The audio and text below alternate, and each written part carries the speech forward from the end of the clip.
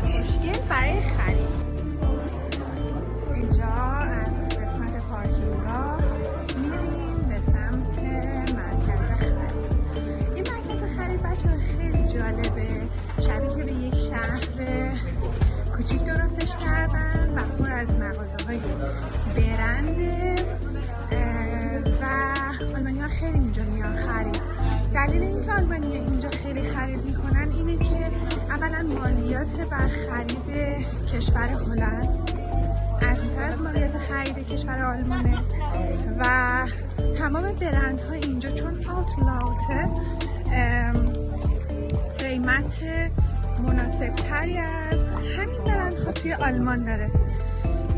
از طرف دیگه همیشه هم آفای 30 تا 70% داره که خیلی جذابه این آفا. جمهوری شهره و به سوی خرید. شما ببینید فقط مغازه نایکش چقدره و چقدر میتونه جذاب باشه. یعنی تقریبا تمام چیزایی که میخوای و میتونی توش پیدا کنی، همه مدل ها هستش.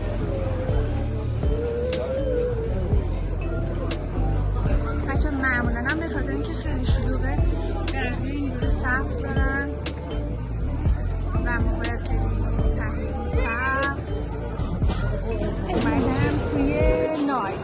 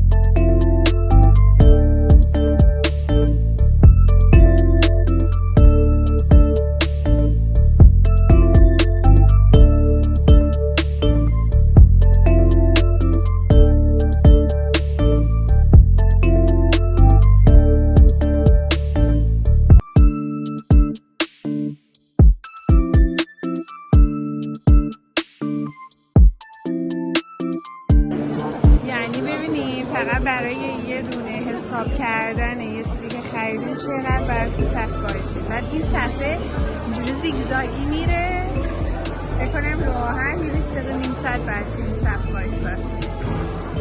برای این نداره به چیزایی که خریدین. البته به نظرم که حالا دفعه پیش که من می اومدم آفایی بهتری داشت، این دفعه همچنان آفایی نداشت که دفعه های پیش داشت. توی کشور هلندی صحبت میکنن، انگلیسی خیلی زبان رایجیه و آلمانی هم تا حدودی صحبت میکنن. بنابراین میشه قشنگ کرد که جورا رو میتونم مشکلی بردیم. اینجا رو قشنگ شبیه شهر ساختن ولی اصلا شهر نیست. یعنی تمام اینجا چیزایی که میبینی، ساختمونایی که میبینی همه مربوط به مغازه است ولی قشنگ مثل یه شهر گرد ساخته نشه و نمیدونم چند کیلومتره ولی تقریبا یه واقعا 3-4 ساعت زمانی رو لازم داره برای اینی که فقط تو بعضی از مغازه تعداد کم مغازه ها بگیری.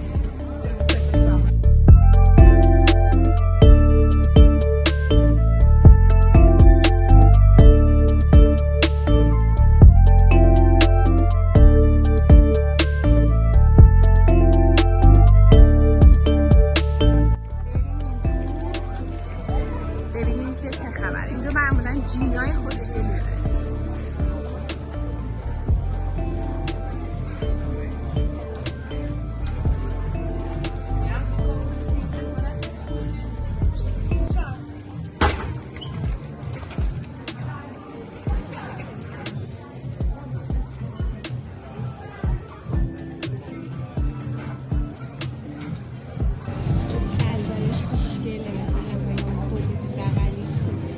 البته من این بغلیه رو دارم. یه جیم بخوای اینجا خیلی قشنگشه.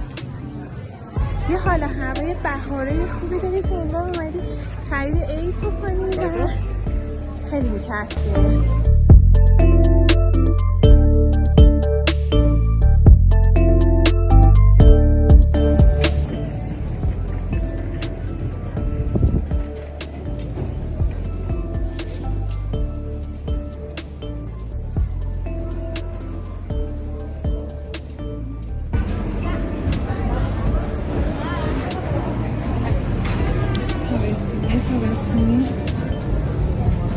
جونده برای کنار ساحل.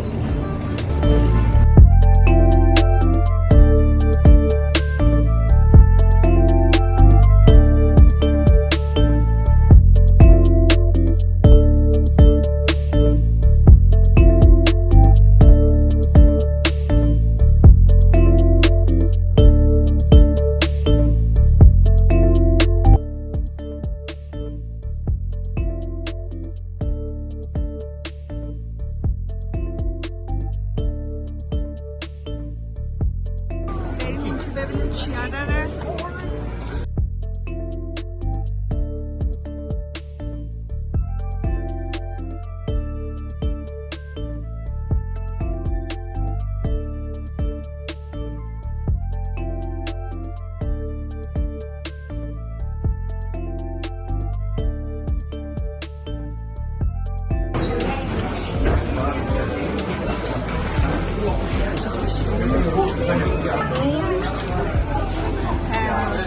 شده 140 یورو بوده، شده 105 یورو.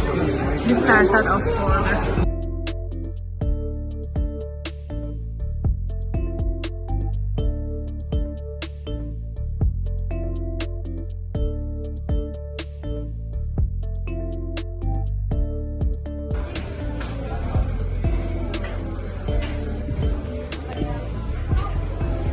قیمت این پیراهن ساده 115.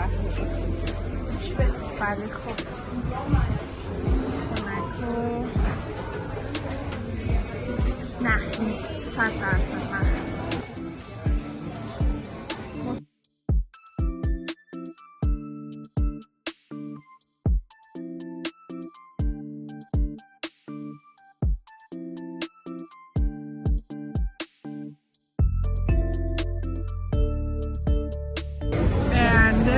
هم که ببینیش برم همیشه چیزای خوشگل آب سلیقه من داره.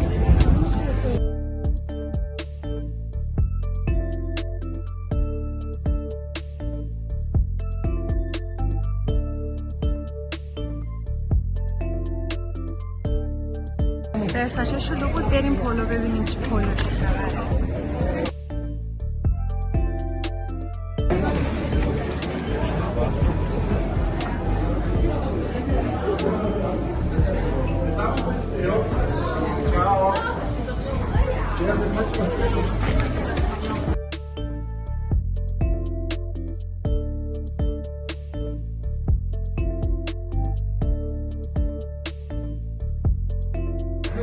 هنوز قسمت زنونش رو نتونستم پیدا کنم، ولی خب اینجا که آرومن یه دور بزنیم که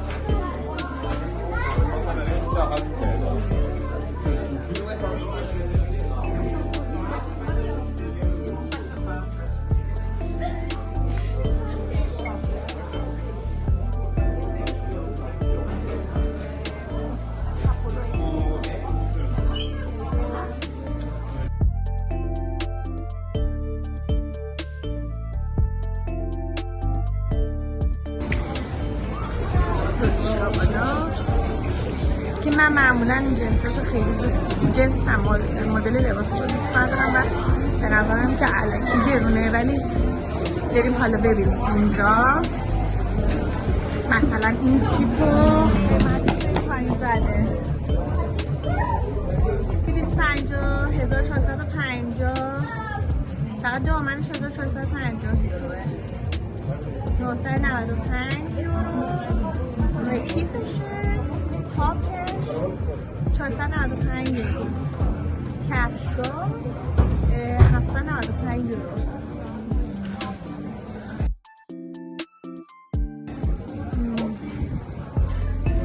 چیزی ندارم بگم.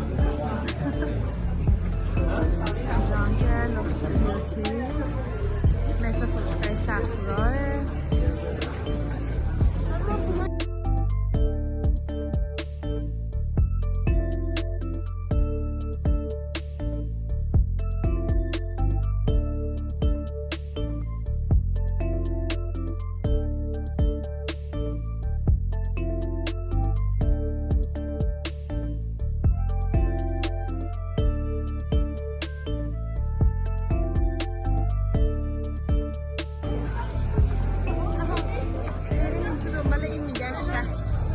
تامی کیتس بود در به ما نمیخواد که همون دمه که زده. البته من متوجه نشم، رادوین گفتش که خورده تامی بچه ها دیگه.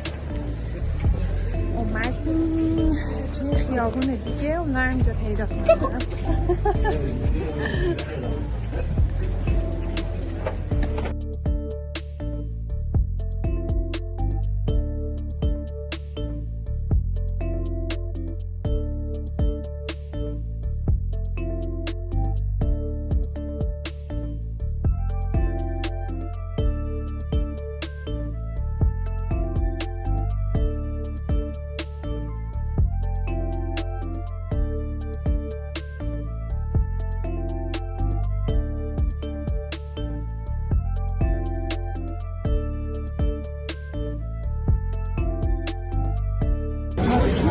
امروز باز نسبتاً با اینکه شلوغه صف مغازه ها کمه. بعضی وقتا میاد اینجا واقعا صف ها کیلومتری هست.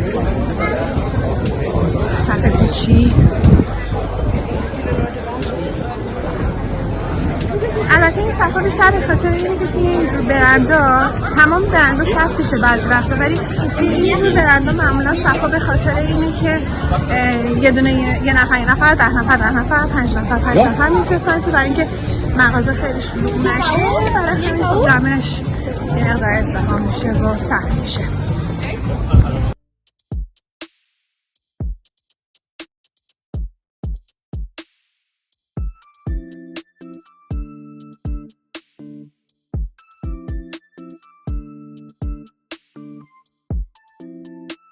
تقریبا تمام برندهای معروف رو توی این خیابون میشه پیدا کرد دیگه. خب بالاخره تمامی رو پیدا کردم. خدا رو شکر نیست. برم یه چرخی هم این تو بزنم.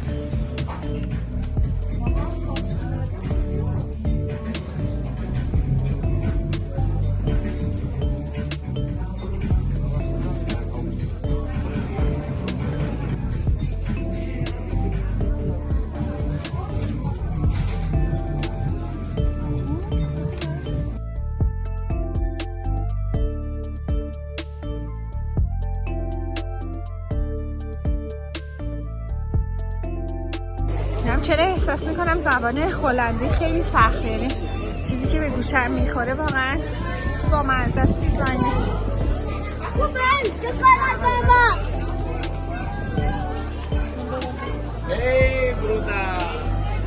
من بونورم نیاوردم برای اینکه اینجا واقعا شلوغه، ولی سگاری که میبینم دلم براش تنگ میشه، ولی اون اصلا حوصله اینجوری پیاده روی طولانی و این شکلی نداره. وسط یه راه یهو میگه خسته شدم باید بغلش کنیم. دیدم اذیت میشه. خدا این چقدر کوچولوه.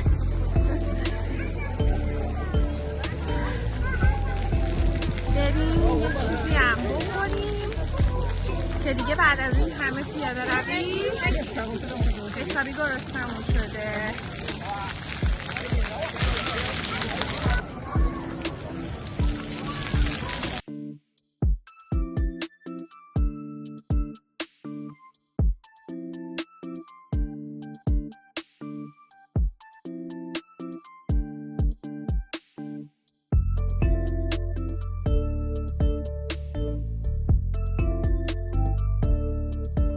دیگه اینقدر که چرخیدیم هوا تاریک شد، شب شد، ساعت 8:30 ولی هنوزم میبینید که شلوغه و مردم اینجا رو دارن خرید میکنن. بعد برای بچه‌هایی که آلمان زندگی میکنن و آلمان همیشه یک شنبه ها تعطیله، خبر خوب اینه که ررموند یک شنبه ها هم بازه. منتها از ساعت فکر میکنم 11 صبح باز میشه.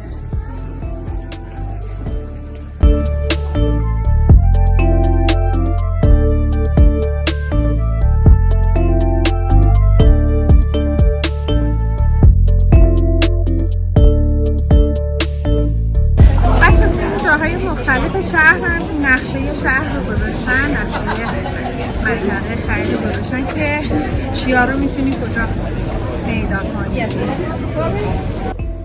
شب‌های ررموند هم همینطوری که میبینی با صفا